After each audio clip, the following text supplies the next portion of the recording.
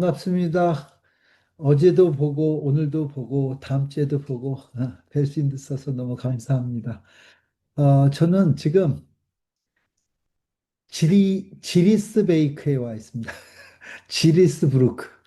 시온스부르크가 아니라 지리산을 독일말로 해보니까 지리스부르크더라고요.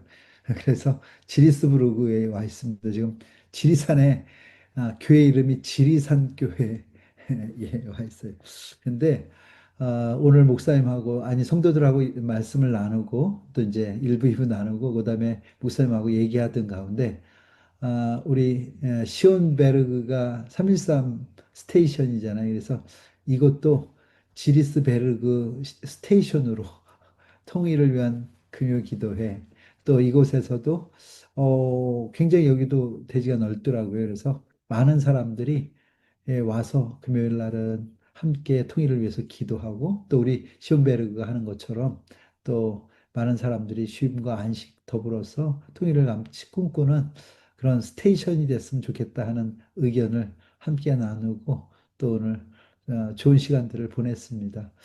그 그런 것 같아요. 하나님께서 사람과 사람을 만나게 하시는 것은 단순히 그 만남의 의미가 있는 것이 아니라 아, 만, 만남을 통해서 주시는 하나님의 뜻이 있는 것 같아요. 세상 사람들은 이런 거죠. 저 사람이 나한테 뭐가 도움이 될까? 그 만남의 의미 대부분이 그래요. 그래서 도움이 안 된다고 생각할 때 가차없이 그 관계를 끊잖아요. 그런데 우리 예수를 믿는 사람은 저 사람이 나에게 무슨 도움을 줄까? 혹은 내가 저 사람에게 어떤 도움을 줄 수 있을까를 뛰어넘는 하나님께서 이 시기에 왜 우리를 만나게 하셨을까? 또 이 시기에 이 만남을 통해서 하나님께서 하시고자 하시는 일은 무엇인가를 고민하는 게 에, 우리 크리스천들이 가져야 되는 생각인 것 같습니다. 저도 사실 어저께 우리가 파주에서 판문점, DMZ 가장 최북단 아닙니까? 여기는 함양이라는 곳인데 거의 최남단이에요.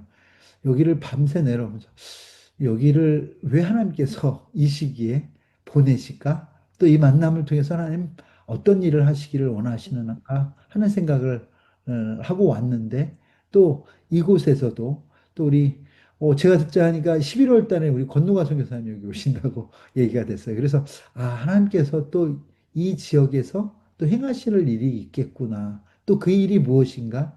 또 그 일들을 우리는 잘 순종함으로 섬기면 되겠구나 하는 생각들을 해보았습니다. 제가 지난 시간에는 여러분들과 함께 의인은 믿음으로 살리라 하는 그런 제목으로 함께 말씀을 나눴어요. 사실 물론 설교한 저만 기억하겠지만 여러분들은 잘 기억 안 하실 줄 알아요. 그럼에도 불구하고 여러분 제가 여러분들한테 좀 이렇게 부탁드리고 싶은 건 뭐가 하나가 있냐면 가능하시다면 그냥 지나가고 마시지 말고요. 제가 지금 갈라디아서 강의를 통해서 어떻게 보면 복음의 실제라고 할 수 있는 그런 되게 중요한 우리가 전도 혹은 선교할 때 필요한 핵심 진리들을 이렇게 나열하고 있습니다. 그래서 좀, 이 예배에 참석하는 것을 넘어서 우리 그 갈라디아서를 여러분들이 꼭꼭 씹어 드셔서 영적으로 무장했으면 좋겠다. 그래서 이 마음은 어떤 개혁자의 마음으로 우리가 갈라디아서를 읽고 있지만 내가 다시 이 땅의 개혁자로서 이 말씀을 잘 새기고 또 따르는 그런 성도로서의 그 삶을 살면 좋겠다 하는 그런 마음으로 어, 이 말씀을 함께 나눕니다. 그래서 저는 오늘 지난 시간에 이어서 성령의 약속이라는 제목으로 함께 말씀을 나누려고 합니다. 우리 지금 권사님이 읽어주셨는데요. 어, 3장 12절만 한번 더 읽어주시겠습니까? 율법은 믿음에서 난 것이 아니니 율법을 행하는 자는 그 가운데서 살리라 하였느니라.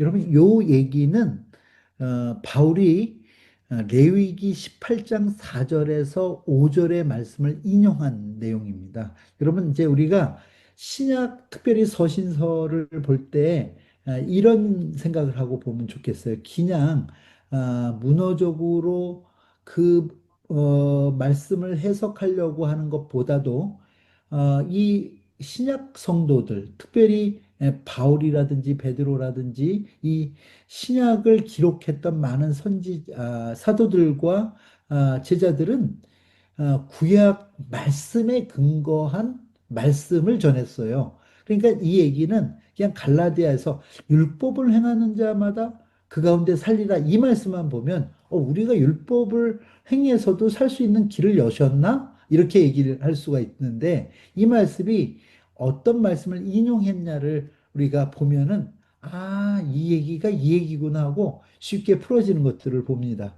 그래서 레기 18장 4절에서 5절을 봅니다. 너희는 나의 법도를 쫓으며 나의 규례를 지켜 그대로 행하라. 나는 음, 너희의 하나님 여호와니라. 너희는 나의 규례와 법도를 지키라. 사람이 이를 행하면 그로 인하여 살리라. 예. 나는 여호와니라. 하나님께서요, 그 모세 오경을 통해서 규례주를 주시고 법도를 주시고 이 얘기를 신약적 표현을 한다면 지금 율법을 주시고 이것을 행하는 사람은 산다 이렇게 얘기하셔요. 그리고 하나님께서 자기 이름을 찍으십니다. 나는 여호와라. 그러면 이 말씀은 뭐냐면 율법을 통해서도 살 기회가 있다 이런 얘기일 수 있다는 거죠. 이 얘기만 그냥 보면은 율법으로 율법을 지켜 살 수 있다. 살리라 살리라 했으니까. 그런데 오늘 바울은 이 말씀을 레위기에서 인용하면서 율법을 위해서 살리라 했던 이 율법은 믿음 이전에 있는 것입니까? 믿음 이후에 있는 것입니까? 우리가 이제 갈라디아서 3장의 문맥으로 봤을 때 이 믿음 이후에 있었다는 거예요. 그러면 율법 이후에 있었던, 죄송합니다. 율법 이전의 사람들은 살 방법이 없냐 하는 우리가 되물을 수 있고요. 살 수 있는 방법이 없다 하면 율법 이전에 있었던 아브라함은 그러면 구원을 못 받아야 맞는 거죠. 이런 논리적인 그 정황에서 이 말이 나온 거예요. 그렇다면 여기서 얘기하는 율법을 행하는 자는 그 가운데서 살리라 하는 이 얘기는 율법을 지켜 니네가 구원 받아라 하는 얘기가 아니라 율법을 지켜 너희 가운데서 살 자가 있겠느냐 하는 얘기죠. 그렇죠? 율법을 지켜 살 자가 있겠느냐? 너희들이 십계명을 또 모세의 오경을 지켜 살 수 있겠느냐? 할 때 나는 그거 지켜 살 수 있겠습니다 할 자가 없다 하는 거죠. 결국은 이 율법의 용도는 지난 시간에도 말씀드렸지만 우리의 죄를 드러내고 우린 율법으로는 도저히 살 수 없는 자라는 그 자각을 주는 그 역할을 한다는 것을 에둘러 이렇게 표현하는 거죠. 왜냐하면 율법은 믿음 이후에 하나님께서 주신 거예요. 이스라엘 백성들이 사실은 광야에 나와서 혹은 강화에 나오기 바로 전 종살이 할 때 이 율법을 받지 않습니까? 그렇죠. 그렇다고 한다면 하나님께서 율법을 통해서 이스라엘 백성들에게 말하고자 하는 것은 이거 지켜 복 받아라 하는 얘기라기보다는 하나님께서 너희가 얼만큼 하나님의 뜻과 법에서 벗어나 있는가를 그것을 지키지 않는가를 드러내 보이시기 위해서 하나님께서 율법을 주셨다는 거죠. 그 율법 앞에 온전할 자 없으며 율법 앞에 자유할 자 없다는 것을 하나님이 먼저 아시는 거죠. 그러나 이 율법이라는 그 기준을 주신 것은 제가 전에도 말씀드렸듯이 이거는 제한이 아니라 오히려 하나님의 사랑이고 보호라는 거예요. 죄가 만연한 세상 속에서 그 기준도 없이 산다면 우리는 그 죄에 함몰되어 살 수밖에 없는 자예요. 죄를 지면서도 그것이 죄인지 아닌지도 몰라요. 여러분 그러잖아요. 거짓말도 한 번 할 때는 가슴이 콩당콩당콩당 거리지만요. 두 번, 세 번, 네 번 하면 그게 죄라는 것조차도 우리는 잊을 때가 많아요. 그게 중독 아니겠습니까? 그게 죄의 중독 속에서 살아갈 수밖에 없는 인간들을 하나님은 율법이라는 것을 통해서 우리가 율법으로 법을 지켜 살 수 없는 자, 우리가 무엇을 잘못하는지 잘하는지 못하는 모르는 자들에게 우리가 얼만큼 하나님의 뜻에 벗어나 있는가를 알려주는 그 용도. 그래서 우리는 하나님 붙들지 않으면 살 수 없는 자라는 것을 이 율법을 통해서 자각하게 하셨다 하는 것입니다. 그래서 여기서 말씀하시는 율법은 믿음에서 난 게 아니다 하는 얘기는 무슨 얘기냐면 믿음이 율법을 만든 것이 아니라고 얘기하고요. 율법을 행하는 자는 산다 하는 그 얘기는 믿음으로 사는 것과 율법으로 사는 것이 어떻게 다르는가를 지금 바울은 레위기 인용을 통해서 이야기하고 있다는 겁니다. 자, 그러면 그 다음 절 13절을 읽습니다. 그리스도께서 우리를 위하여 저주를 받은 바 되사 네. 율법의 저주에서 우리를 속량하셨으니 기록된 바 나무에 달린 자마다 저주 아래에 있는 자라 하였습니다. 여러분 여기서 그러면 이 얘기가 바로 나오는 얘기는 뭐냐면 율법의 결과는 저주라는 거예요. 율법 앞에 자유할 자 없기 때문에 율법 지켜서 구원 얻겠다는 자, 율법 지켜서 완전해지겠다는 자, 율법 지켜서 의롭게 되겠다는 자는 저주의 노인자다 이런 얘기예요. 그래서 그런데 이 율법을 통한 율법으로 인한 다시 더 정확하게 한다면 우리의 죄로 인한 그 저주. 왜냐하면 율법은 우리의 죄를 고발하잖아요. 드러내잖아요. 이 저주를 율법을 받은 우리가 받는 게 아니라 율법을 어긴 우리가 받는 게 아니라 죄를 진 우리가 받는 게 아니라 그 저주를 누가 받았냐면 그리스도께서 우리를 위하여 받으셨다는 거예요.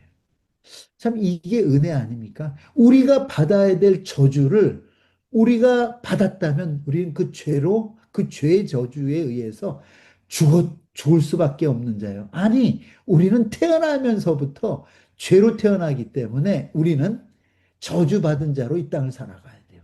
근데 우리를 위하여 그리스도께서 그 저주를 받아 주셨기 때문에 이 율법의 저주에서 우리를 속량하셨다 이런 이 얘기는 다른 표현으로 얘기하면 빚을 치러 주셨다.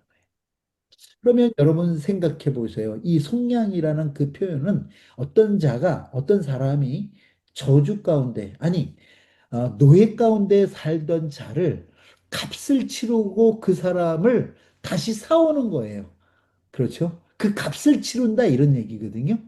속죄를 위한 그 값을 치렀다 이런 얘기죠. 그렇다고 얘기한다면 하나님께서 예수라는 그리스도를 우리 가운데 보내주셔서 우리가 당할 율법의 저주를 당하게 하셨다면은 우리는 그것으로 인해서 자유한 자가 아니라는 걸 여러분 기억하셔야 돼요. 왜냐하면 우리는요, 다시 팔렸어요. 누구에게요? 하나님께 팔려간 거죠. 그러면 이제는 우리는 우리의 삶을 사는 자가 아니라 어떤 삶을 사는 자인가 하면 하나님의 소유로 사는 자가 됐다는 거예요. 하나님의 소유로 사는 자. 그것이 바로 이 율법의 저주에서 우리를 속량하시는 그 하나님의 은혜라는 거예요. 우리는 율법의 저주에 따라 그 저주를 받고 날마다 그 율법의 저주 속에서 살아야 되는데 하나님은 우리가 그 율법의 저주로 죽어야 될 우리가 나무에 달려야 되는데 우리가 나무에 달리는 것이 아니라 그 예수 그리스도를 나무에 달아 아, 죽이시고 우리를 속량하셨다는 거예요. 그래서 이 마지막 구절이 유대인들이 아직도 예수를 못 믿는 그 이유예요. 왜냐하면 이 말씀이 어떻게 했냐면 다시 이렇게 얘기합니다. 기록된 바 나무에 달린 자마다 저주 아래 있으리라 하셨습니다. 아, 나무에 달린 자는 저주를 받았구나 하는 그 얘기는 여러분 바울의 신명기 인용이었습니다. 21장 22절 23절입니다. 사람이 만일 죽을 죄를 범하였으므로 내가 그를 죽여 나무 위에 달거든 그 시체를 나무 위에 나무 죄송합니다. 위에 밤새도록 두지 말고 당일에 장사하여 내 하나님 여호와께서 내게 기업으로 주시는 땅을 더럽히지 말라. 나무에 달린 자는 하나님께 저주를 받았음이니라. 예, 여기에 보면은요, 보세요. 22절을 보면 사람이 만일 죽을 죄를 범하거든, 이 여기서 죽을 죄를 범한다 할 때 이 죽을 죄는 율법에 근거한 죄지요. 그렇죠? 그럼 범하거든 내가 그를 죽여 나무 위에 달거든.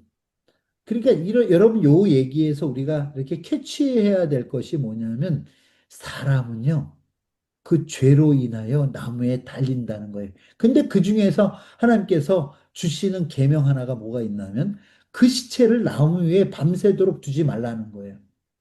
당일에 제사하여 하나님께 하나님 여호와께서 내게 기업으로 준 땅을 더럽게 하지 말라는 거예요. 왜냐하면 그 나무에 달린 자는 하나님께 저주를 받았기 때문에 그렇다는 얘기예요. 그런데 지금 이스라엘 백성들이 유대인들이 생각했던 그 저주는 무엇이냐면 율법으로 죽은 그 죽음 자체, 또 그 죽음이 나무에 달려 있다는 그 자체를 저주로 여겼다는 거죠. 그러니까 여러분, 예수님이 어디에 달려 돌아가셨습니까, 여러분? 나무에 달려 돌아가셨잖아요.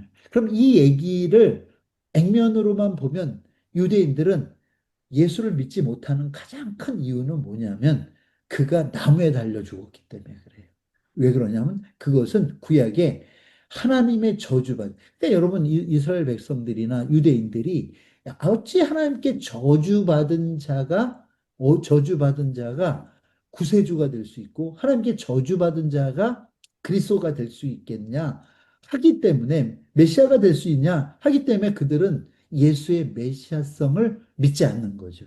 그런데 우리가 알아야 될 건 뭐냐 하면 왜 예수가 나무에 달려 저주를 받았냐 하는 거예요. 왜? 그의 죄 때문이 아니라 오늘 우리가 읽었던 갈라디아 3장 13절의 말씀은 율법의 저주를 해서 우리를 속량하시기 위해 그러니까 우리가 나무에 당연히 달려 죽을 수밖에 없는 저주받은 인생인데 하나님은 우리의 저주를 풀어주시려고 우리의 저주를 사해 주시려고 하나님 자신이 나무에 달렸다는 거예요. 왜냐하면요 여러분 이럴 수 있으면 제가 저희 아이들을 위하여 아이들의 죄를 위해서 죽었다고 저희들의 아이들의 죄가 사해지지 않아요. 왜냐하면 저도 죽을 죄 진자거든요.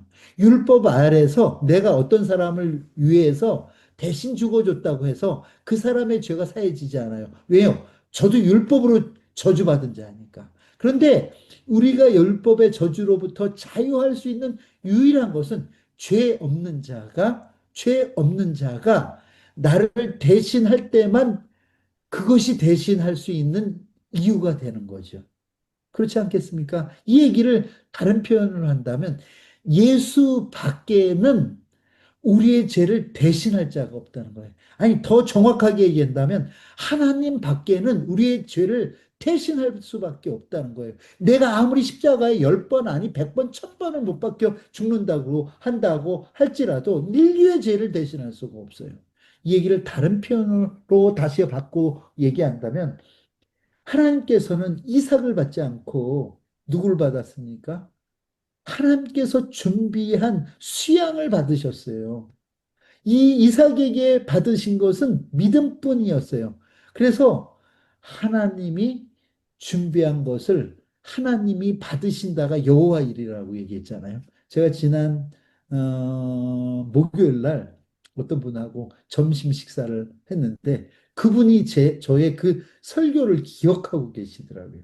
하나님이 받으실 것은 하나님이 준비하여 받으신다. 제가 요즘 늘 깨닫는 게 그거예요. 여러분, 제 뒤에 보이는 시언스베르그는요, 우리의 노력으로, 우리의 열심으로 만들어지지가 않는 거예요.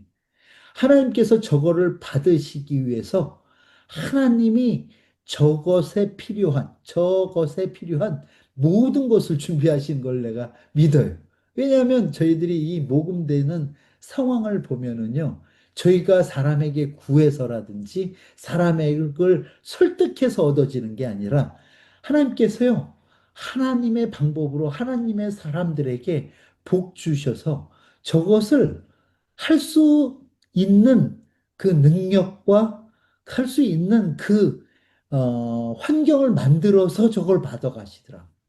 전 놀랐어요. 아, 이것이야말로 하나님이 준비하신 것을 하나님이 받으시는구나. 또 다른 면에서 보시면요. 우리 수녀님들의 입장에서 보면 그분들도 그런 거예요. 이분들의 유일한 소원은 뭐냐면 저것이 세큘러하게 세상에서 저 기도로 쌓은 53년 동안 쌓은 저 건물과 저 모든 것들을 세상이 아니라 하나님께서 받으시기를 바라시는 거예요.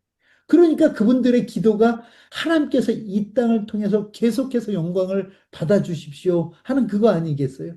그러니까 하나님께서 때가 되매 그 만날 자들을 만나게 하시고 또 하나님께서는 그 만난 저희들이 이거 이러면 전문 용어인데 쥐뿔도 없는데요. 개뿔도 없는데요.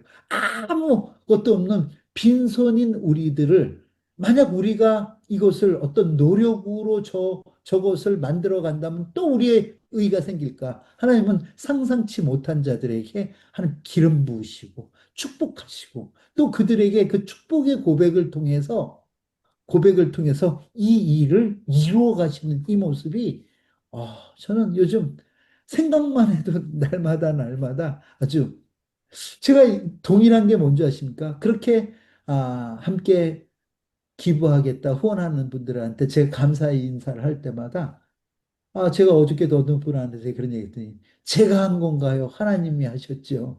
하나님이 하시는 거죠. 제가 하는 게 아닙니다. 저한테 그러지 마세요. 이런 얘기를 하시더라는 거죠. 저는 무슨 얘기를 제가 얘기하려고 이 말씀을 드리나 하면 하나님은요. 그리스도를 준비하셔서 그리스도를 받으셨어요. 우리한테 우리의 율법의 저주를 위하여 어떤 것들을 너희가 준비하라 하는 게 아니라 그리스도를 준비하셔서 그리스도를 받으심으로 우리가 우리에게 그 저주에 묶여 있던 우리를 자유케 하셨다는 거예요. 그리고 우리의 하나님 되어 주시고 새 주인 되어 주셔서 그 모든 것 가운데 자유케 이 땅을 살게 하신다. 놀라운 일 아니겠습니까? 놀라운 일 아니겠습니까? 여러분 유대인들이 잊고 있었던 것은 그리스도가 저주를 받은 것이 자기 자신, 아니, 우리 인류를 위하여 받으신 저주란 생각? 이것을 하지 못하는 것이 그들이 예수를 못 믿는 이유가 돼요. 이 땅에 많은 사람들이 예수 못 믿는 일도 동일하다고 생각합니다. 예수가 받은 그 율법의 저주가 나를 위한 것이라는 것을 알지 못하는 이것이 그들이 예수 못 믿는 이유 아니겠습니까? 그리스도께서 오늘 말씀은 분명히 얘기하는 게 우리를 위하여 저주를 받은 바 되사 우리를 위하여 저주를 받은 바 되사 그 십자가가 나를 위한 십자가라는 그 고백이 없이 예수 믿을 수 없어요. 교회는 다닐 수 있어요. 그러나 예수를 믿을 수는 없어요. 저는 오늘 우리의 고백이 예수 그리스도의 그 십자가의 그 저주가 나를 위한 저주라는 것을 여러분 기억하시길 바랍니다. 그것이 우리에게는 감사고 감격이지 않겠습니까? 그것이 우리 가운데 우리가 예수를 믿는 유일한 이유가 아닌가 하는 생각을 하십니다. 여러분, 요한계시록으로 가봅니다. 이 요한계시록에 가면 이 저주가 이제 완전히 없어질 것에 대해서 얘기합니다. 22장 1절입니다. 또 저가 수정같이 맑은 생명수의 강을 내게 보이니 하나님과 및 어린 양의 보좌로부터 나서 길 가운데로 흐르더라. 강 좌우에 생명나무가 있어 12가지 실과를 맺히되 달마다 그 실과를 맺히고 그 나무 잎사귀들은 만국을 소생하기 위하여 있더라. 다시 저주가 없으며 하나님과 그 어린 양의 보좌가 그 가운데 있으리니 그의 종들이 그를 섬기며 그의 얼굴을 볼 터이요 그의 이름도 저희 이마에 있으리라. 다시 밤이 없겠고 등불과 햇볕이 쓸데없으니 이는 주 하나님이 저희에게 비추심이라. 저희가 세세토록 왕노릇 하리로다. 예, 여러분, 이 이야기는요, 우리가 앞으로 죽음 이후에 맞이할 천국의 이야기이기도 하지만 오늘 사는 우리에게 주시는 말씀이기도 하다는 걸 여러분 믿으시기를 바랍니다. 또 저가 수정같이 맑은 생명수의 강을 내게 보이니 하고 지금 요한이 하나님 앞에서 그 환상을 보는 얘기 아닙니까? 마지막 환상 아닙니까? 하나님과 및 어린 양의 보좌로부터 나서 길 가운데 흐르더라. 강 좌우에 생명나무가 있고 12가지 실과를 맺으며 달마다 그 과실을 맺고 그 나무 잎사귀들은 만국을 소송하기 위하여 있더라. 이 얘기는 여러분 먼 훗날의 얘기가 아니라 오늘 그 저주의 속박으로부터 벗어나 하나님의 자녀된 우리가 이 땅 가운데 누리는 거 아니십니까? 여러분, 우리가 사는 것이 우리의 노력이나 힘이나 열심으로 산다고 생각하십니까? 아니면 하나님께서 맺어놓은 생명나무 실과로 산다고 생각하십니까? 우리가 세상에 좋은 삼다수를 먹어서 우리가 갈증이 없습니까? 하나님께서 예수 그리스도 통해서 우리에게 주신 그 복음의 말씀으로 우리에게 갈증이 해소됩니까? 여러분, 이 얘기들은 우리가 하나님의 복으로 사는 자들이 이 땅에서 누리는 얘기예요.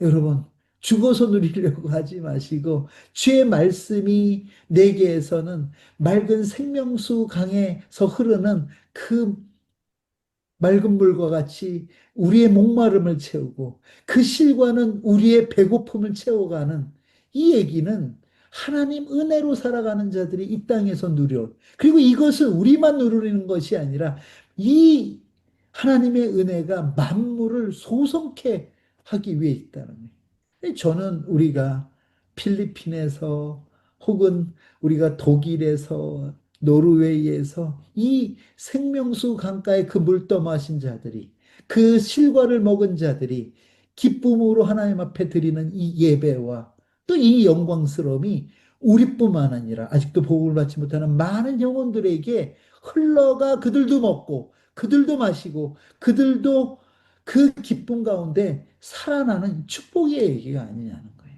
이 얘기를 여러분 미래형으로 보지 마십시오.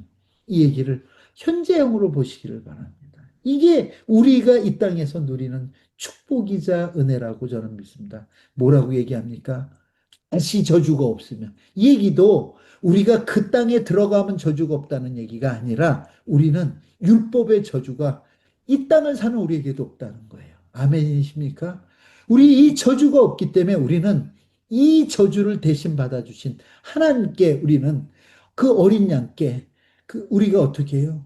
그 종으로 그 가운데서 우리가 그를 섬길 수 있는 거예요. 왜 우리를 샀으니까 종이 되는 거죠. 그렇지 않습니까? 그가 우리를 샀다니까요. 예수를 샀으니까 우리는 자유하게 살고 그 우리의 주인이 옛 주인과 같이 우리를 착취하고 억압하는 주인이 아니라 우리를 보호하고 우리의 모든 필요를 채우시는 그 하나님이시기 때문에 우리는 이 땅에서 그 주님 주시는 그 복으로 자유로 자유하며 살 수 있게 하나님께서 우리를 그 자녀로 종으로 삼으시다. 그렇기 때문에 우리에게 저주가 없어요. 나 혼자 살면 또 실수할 수 있을까 봐 하나님은 내 안에 계시고 나를 살아주시고 나 혼자 살면 또 저주 속에서 내가 다른 이의 종이 될까 봐 하나님께서는 우리 주인 되어 주셔서 그 누구에게도 우리를 빼앗기지도 않고 그 누구도 우리를 해할 수 없도록 우리를 지키시고 보호하시는 이가 하나님이신 것을 여러분 믿으시기를 바랍니다. 다시 밤이 없겠고 등불과 햇빛이 쓸데가 없답니다. 왜요? 하나님이 우리를 비추고 계시기 때문에. 이 말씀이 요한계시록의 말씀이 여러분 인생 어느 날 끝에 이루어질 얘기라고 생각하지 마시고 오늘 사는 우리에게 하나님 지금 이 순간 하시는 말씀으로 여러분 받아들이시기를 바랍니다. 여러분 그것이 예수 믿는 자들이 이 땅에서 누리는 복인 줄 믿습니다. 13절입니다. 이는 그리스도 예수 안에서 아브라함의 복이 이방인에게 미치게 하고 또 우리로 하여금 믿음으로 말미암아 성령의 약속을 받게 하려 함이라. 아멘. 아멘. 여러분, 세상의 모든 신들은요, 신 앞에 인간을 세웁니다. 우리가 하나님 앞에 서는 것, 여러분, 두려움입니다. 왜요? 우리의 율법의 저주 때문에. 그 두려움을 없애는 하나님의 방법이 무엇인 줄 아닌가? 우리를 하나님 앞에 세우지 않고 코람데오가 아니라 인크리스토 뭡니까? 그리스도 안에 우리를 넣어버렸어요. 그 앞에 선다면 두려울 수밖에 없는데 그 안에 있기 때문에 우리에겐 두려움이 없다는 거예요. 여러분, 이 지혜가 하나님의 지혜예요. 세상의 모든 신들을 우리는 그 앞에 서서 우리를 떨게 합니다. 두렵게 합니다. 그러나 하나님은 그 안에 넣어서 우리로 하여금 평안을 누릴 뿐만 아니라 그를 경외함으로 살게 하더라는 거죠. 여러분, 이게 아브라함의 복이었어요. 하나님은 아브라함을 여러분 율법 지킴으로 구원을 얻게 하시지 않았어요. 그가 그 하나님을 믿게 함으로 인해서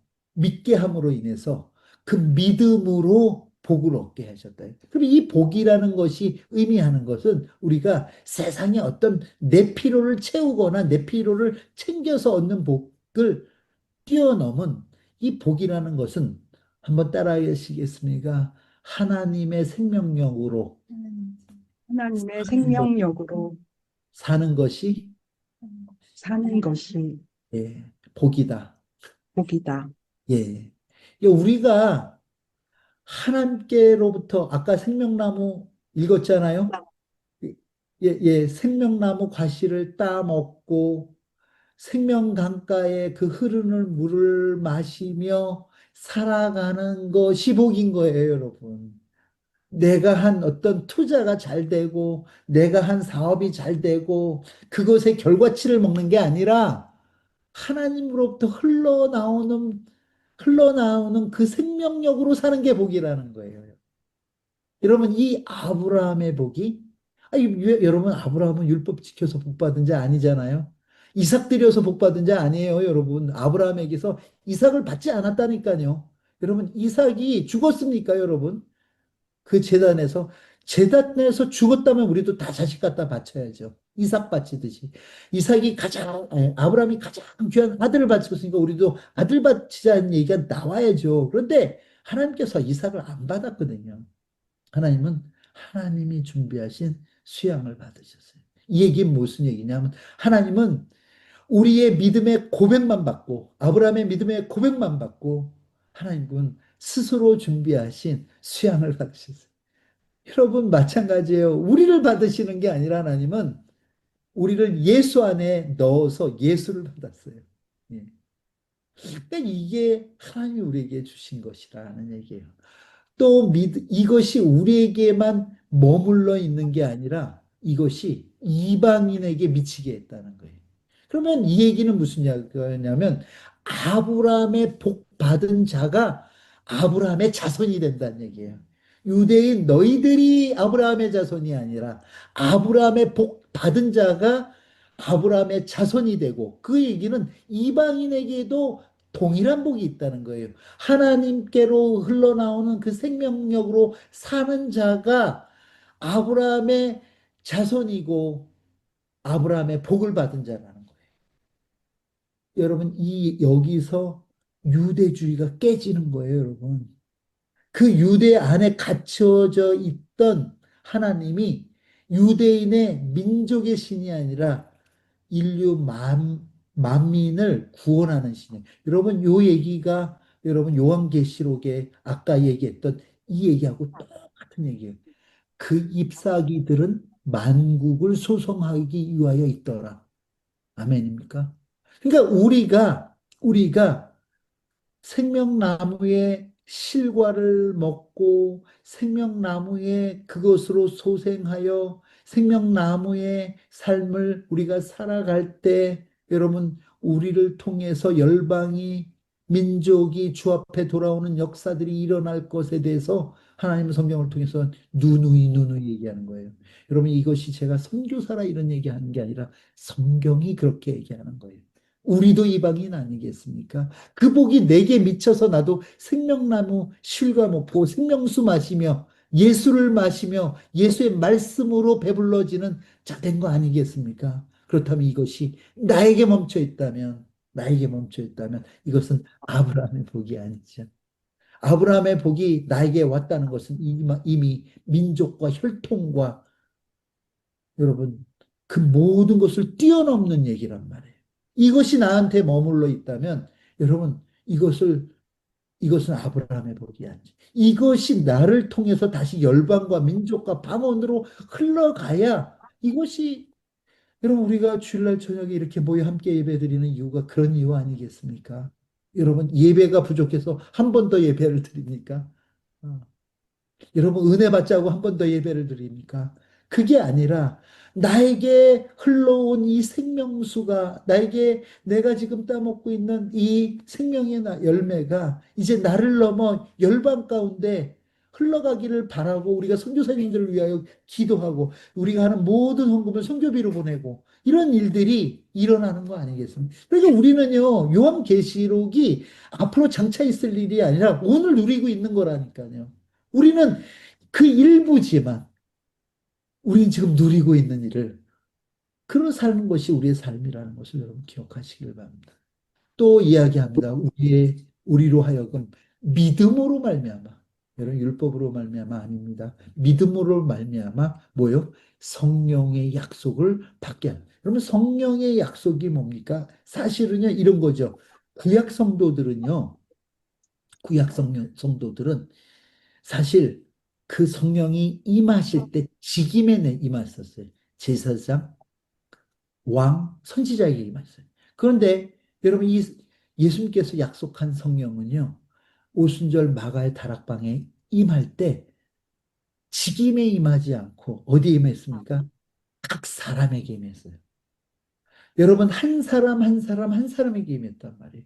그래도 내게도 임하시지 않았어요. 이 약속은 여러분 이미 요엘 선지자를 통해서 여러분 에스겔 선지자, 에레미야 선지자를 통해서 이미 수도 없이 약속했던 그 성경이 우리에게 임했을 뿐만 아니라 또 우리를 통해서 이 성령을 통해서 하나님께서 행하고자 하시는 많은 것들을 이미 우리 가운데서 행하시고 또 앞으로도 이 성령을 통해서 우리가 죽더라도 다시 사는 역사를 일궈내실 거라고 하나님께서 말씀하시고 예수께서 그 본으로 삶의 본을 우리 가운데 끼쳐 주셨다는 것을 여러분 기억하시기를 바랍니다.